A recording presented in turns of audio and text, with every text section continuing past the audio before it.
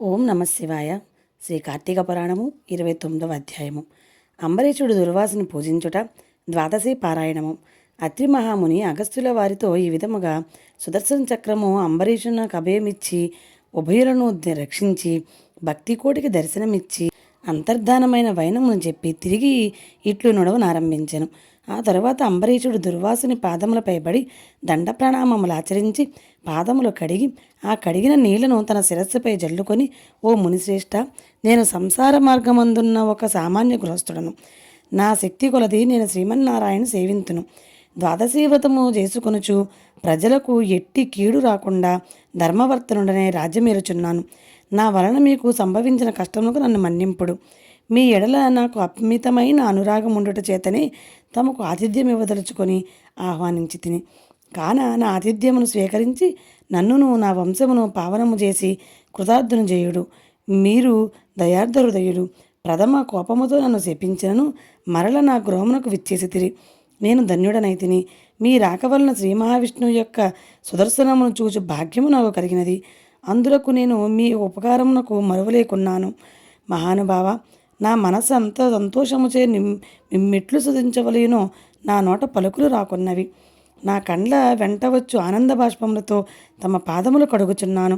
తమకు ఎంత సేవ చేసినను ఇంకనూ రుణపడి ఇందును. కానా ఓ పుణ్యపురుష, నాకు మరల నరజన్మ రాకుండా ఉండేటట్లును సదా మీ ఓటి మునిశ్రేష్ఠుల ఎందును ఆ శ్రీమన్నారాయణ ఎందును మనస్సు గలవాడనే ఉండినట్లును నన్ను ఆశీర్వదించుడని ప్రార్థించి సహపంతి భోగ్జనమునకు దయచేయమని ఆహ్వానించాను. ఈ విధముగా తన పాదములపై పడి ప్రార్థించుచున్న అంబరీషుని ఆశీర్వదించి, రాజా, ఎవరు ఎదుటివారు బాధను నివారణ గావించి ప్రాణములు కాపాడుదురో, ఎవరు శత్రువులకైనను శక్తి కొలది ఉపకారము చేయుదురో అట్టివారు తండ్రితో సమానమని ధర్మశాస్త్రములు తెలియజేయుచున్నవి. నీవు నాకు ఇష్టడవు, తండ్రితో సమానమైన వాడవు. నేను నీకు నమస్కరించును. నాకంటే చిన్నవాడొకట వలన నీకు ఆయుక్షీణము కలుగును. అందుచేత నీకు నమస్కరించడలేదు. నీవు కోరిన ఈ స్వల్ప కోరికను తప్పక నెరవేర్చెదను. పవిత్ర ఏకాదశి వ్రతనిష్ఠుడవగు నీకు మనస్తాపమును కలుగజేసినందులకు వెంటనే నేను తగిన ప్రాయశ్చిత్తమును అనుభవించి తిని. నాకు సంభవించిన విపత్తును తొలగించుటకు నీవే దిక్కైతివి.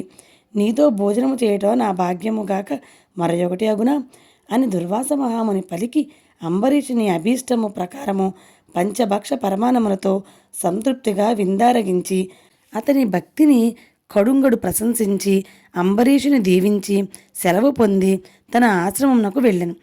ఈ వృత్తాంతం అంతయు కార్తీక శుద్ధ ద్వాదశి దినమందు జరిగినది. కాన ఓ అగస్త్య మహాముని, ద్వాదశి వ్రత ప్రభావం ఎంతటి మహత్యము గలదో గ్రహించితివి కదా. ఆ దినమున విష్ణుమూర్తి క్షీరసాగరమందును శేషశయ్యపై నుండి లేచి ప్రసన్న మనస్కుడై ఉండును. కనుకనే ఆ రోజునకంతటి శ్రేష్టతయు మహిమయు కలిగినది. ఆ దినమున చేసిన పుణ్యము ఇతర దినములలో పంచదానములు చేసినంత ఫలమును పొందును. ఏ మనుజుడు కార్తీక శుద్ధ ఏకాదశి రోజున శుష్కోపవాసముండి పగలల్లా హరినామ సంకీర్తన చేయి గడిపి ఆ రాత్రంతయు పురాణము చదువుతూ లేక వింటూ జాగరణ చేసి ఆ మరునాడు అనగా ద్వాదశి నాడు తన శక్తి కొలది శ్రీమన్నారాయణ ప్రీతి కొరకు దానములిచ్చి బ్రాహ్మణులతో కూడి భోజనము చేయును. అట్టి వారి సర్వ పాపములు ఈ వ్రత ప్రభావము వలన పటాపంచలైపోవును. ద్వాదశి దినము శ్రీమన్నారాయణకు ప్రీతికరమైన దినము కనుక ఆనాడు ద్వాదశి గడియలు తక్కువగా ఉన్నను ఆ గడియలు దాటకుండానే భుజించవలెను. ఎవరికైతే వైకుంఠములో స్థిర నివాసం ఏర్పరచుకొని ఉండాలని కోరిక ఉండునో అట్టివారు ఏకాదశి వ్రతము ద్వాదశి వ్రతము రెండునూ చేయవలెను. ఏ ఒక్కటి విడవకూడదు.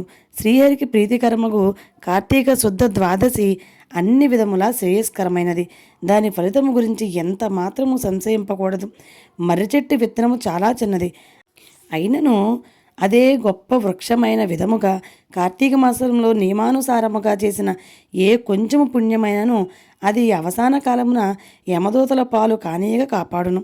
అందులకే ఈ కార్తీక మాస వ్రతము చేసి దేవతలేగాక సమస్త మానవులు తరించిరి. ఇట్లు స్కాంద పురాణాంతర్గత వశిష్ఠ ప్రోక్త కార్తీక మాత్యమందలి 39వ అధ్యాయము 29వ రోజు పారాయణము సమాప్తము. ఓం నమ శివాయ.